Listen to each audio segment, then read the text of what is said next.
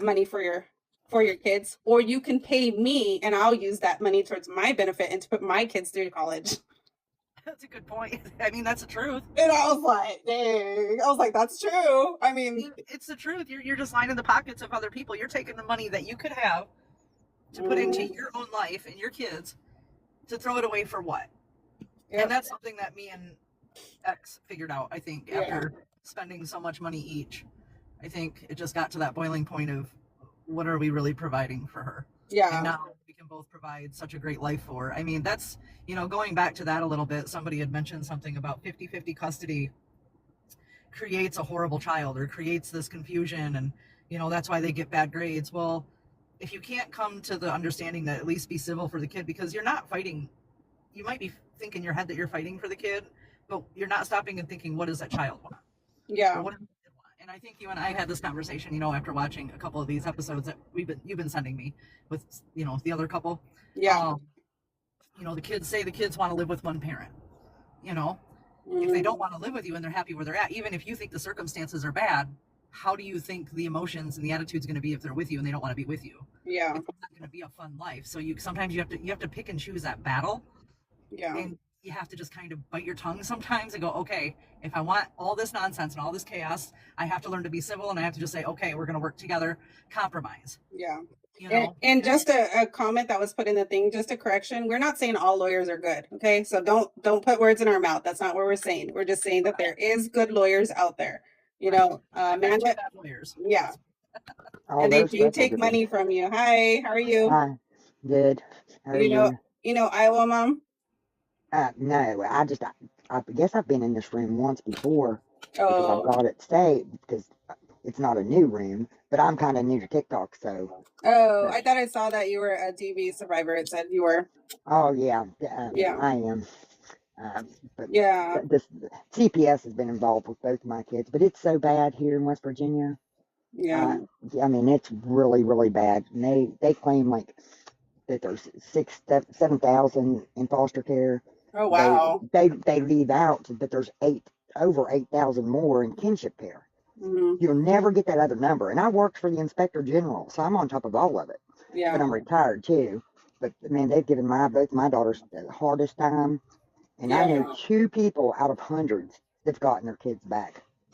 It's cash for kids around here. It really, yeah. I've heard about a lot of that stuff, and to go back to cash for kids, that's an actual scam, guys. Oh, it's a scam. Yeah, that would happen back in, I think it was in 2000s, 1998, I think it was. Well, when President Clinton, which my kids were in grade school when President Clinton was a president, when I was going through a divorce, they were like 3rd and 4th grade. He enacted these new laws where he put a limit on. The Title 40. Well, that's when he started off. Before that, a year prior to Clinton, my best friend, she had kids with 2 different guys. Well, the second guy she's married to, and she decided that the dad wanted to adopt this, her older son, because he'd been with him since he was 6 months old. Well, she went to court. We went to college. We took the paralegal associates program. I mean, we'd both been very involved in town and in everything legal around us. Well, they would not let her husband adopt him because she was the primary insurance carrier because she worked for the housing authority and he worked for a car lot. They would not let him adopt that child because the mother had the insurance, not the father. And so it ended up that they never got to do it and they ended up divorced. But then Clinton comes in, he puts on this thing and he wants everybody in prison, 5-year limits on getting any assistance. And I learned, which I have studied. Yeah, the Clintons did going back to what you said before, the Clintons did do a lot of stuff with the foster care and it really messed it up. We're still trying to reverse that. There was no money involved until they got a hold of it. And the Amber, which all this stuff that's going on right now, the political stuff, it's making my head spin because I learned, okay, do you know how the Amber Alert works?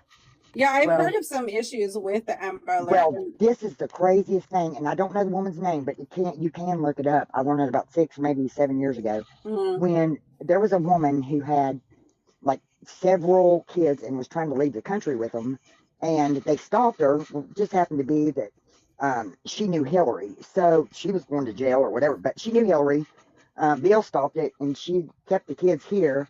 He appointed her a new job, and this is how they developed the Amber Alert. And she was a huge child trafficker from another country. Yeah. And you wonder why you never hear no Amber Alerts. Well, I've heard of like a lot of the defaults and like the how they issue the Amber Alerts because I've covered a lot of DB cases, you know, like where the father has taken off with the child or the mother has taken off with the child, and it's like it's taken them Yeah, like how long to get an Amber Alert out there, you know? Yeah, we've had a few of them that actually have, went off around here, but very, very few when you consider there's over 500,000 kids in the country missing. Yeah. I mean, when you think about that number, Yeah. Well, we're those- trying to do a lot of stuff, you know, like within and I think we're doing a little bit better with family court reform, you know, now that we also have like a little bit more technology at our hands and we're able to like research more stuff. And we're actually seeing the statistics of what it's doing to like, you know, a government in a whole and even our kids. Like I was telling Amanda, an Iowa mom, that, you know, like it's destroying, the family courts are destroying our kids, you know, we're destroying our generations, you know, by doing all this, you know, by what they're doing. And the foster kids have it 10 times worse, or like maybe even, you know, 30 times worse because of what the situations that they have to deal with, you know, and what they're put in. And there's a way here, there's a way here in California that, and I've talked about this before, there's a way here in California that our family in California, they have the thing where it would be placed, the child will be placed with the first, you know, relative, right? So that's how we protect ourselves in our family is, you know, even if it's an extended relative, we will still try to protect that child before it goes into foster care. Like recently, somebody contacted me, like within the last year, they contacted my daughter, you know, hold on, I gotta do this puzzle thing. They contacted my daughter, they contacted my niece, you know, just to try to get placement for this child. And we were willing to get placement for this child if we had to, but they wanted to get somebody that was closer to kin, you know, kinship, which was fine too. But that's how you protect yourself from your children going into these foster care systems, you know, and it's really hard, you know, because a lot of people don't want to go out on a limb, you know, or if you're a friend, you know, and you want to adopt, you know. Right. Well, I've got people here that they've gotten cousins, and then their cousins still are kids, and which you know, it's been my grandkids, so it wasn't my kids because I was the crazy mom. I still am the crazy mom. Yeah. You always should have a power of attorney in place. Oh, I've got one on both of my daughters. I've got a daughter in jail right now who was a rape victim, and the guy, I guess, he ended up dead, shot, and. The discovery says that he had hair wrapped around his hand. The medical examiner reported it back to the police officer, which made them have to put it in the discovery. But she's been sitting in jail for 18 months, and she has